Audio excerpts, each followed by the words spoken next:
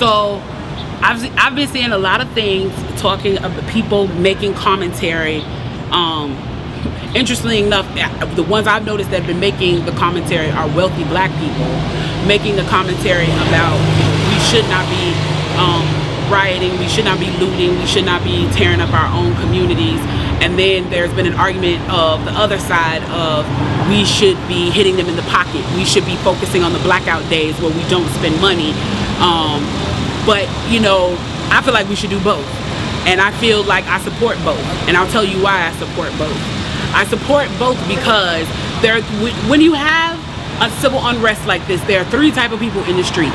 There are the protesters, there are the rioters, and there are the looters. The protesters are there because they actually care about what is happening in the community. They want to raise their voices, and they are there strictly to protest. You have the rioters who are angry, who are anarchists, who really just want to fuck shit up, and that's what they're going to do regardless. And then you have the looters. And the looters almost exclusively are just there to do that, to loot. Now, people are like, well, what did you gain? Well, what did you get from looting? I think that as long as we're focusing on the what, we're not focusing on the why, and that's my issue with that. As long as we're focusing on what they're doing, we're not focusing on why they're doing. And some people are like, well, those aren't people who are legitimately angry about what's happening. Those are people who just want to get stuff. Okay, well then, let's go with that. Let's say that's what it is. Let's ask ourselves why in this country in 2020, the financial gap between poor blacks and the rest of the world is at such a distance that people feel like their only hope and only opportunity to get some of the things that we flaunt and flash in front of them all the time is to walk through a broken glass window and get it. That they are so hopeless that getting that necklace, getting that TV, getting that change, getting that bed, getting that phone, whatever it is that they're gonna get, is that in that moment when the riots happen and if they present an opportunity of looting, that's their only opportunity to get it. We need to be questioning that why. Why are people that poor? Why are people that broke? Why are people that food insecure, that clothing insecure, that they feel like their only shot, that they are shooting their shot by walking through a broken glass window to get what they need? And then people want to talk about, well, there's plenty of people who pulled themselves up by their bootstraps and got it on their own. Why can't they do that? Let me explain to you something about economics in America. And I'm so glad that as a child, I got an opportunity to spend time at Push where they taught me this, is that we must never forget that economics was the reason that black people were brought to this country. We came to do the agricultural work in the South and the textile work in the North. Do you understand that? That's what we came to do.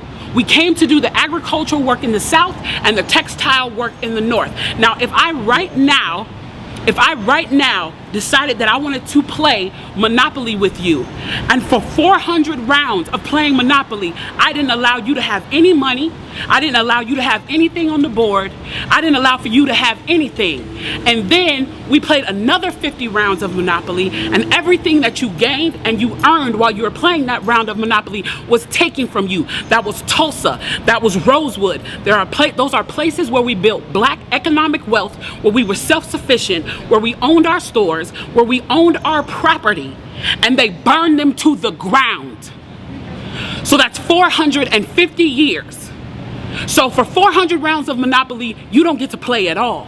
Not only do you not get to play, you have to play on the behalf of the person that you're playing against.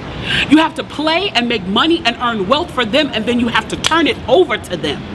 So then for 50 years, you finally get a little bit and you're allowed to play. And every time that they don't like the way that you're playing, or that you're catching up, or that you're doing something to be self-sufficient, they burn your game. They burn your cards. They burn your Monopoly money. And then finally at the release and the onset of that, they allow you to play and they say, okay, now you catch up. Now at this point, the only way you're going to catch up in the game is if the person shares the wealth, correct?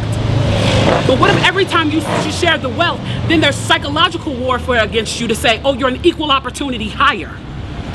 So if I played 400 rounds of Monopoly with you and I had to play and give you every dime that I made, and then for 50 years, every time that I played, if you didn't like what I did, you got to burn it like they did in Tulsa and like they did in Rosewood, how can you win? How can you win? You can't win. The game is fixed. So when they say, why do you burn down the community? Why do you burn down your own neighborhood? It's not ours. We don't own anything. We don't own anything. Trevor Noah said it so beautifully last night. There's a social contract that we all have.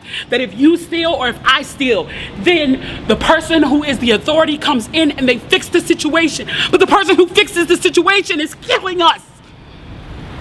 So the social contract is broken.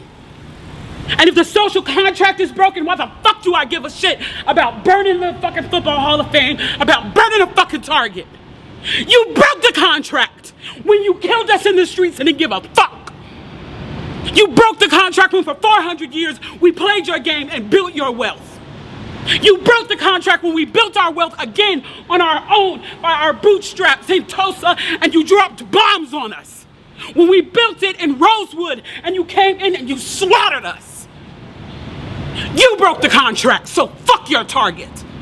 Fuck your Hall of Fame. As far as I'm concerned, they could burn this bitch to the ground.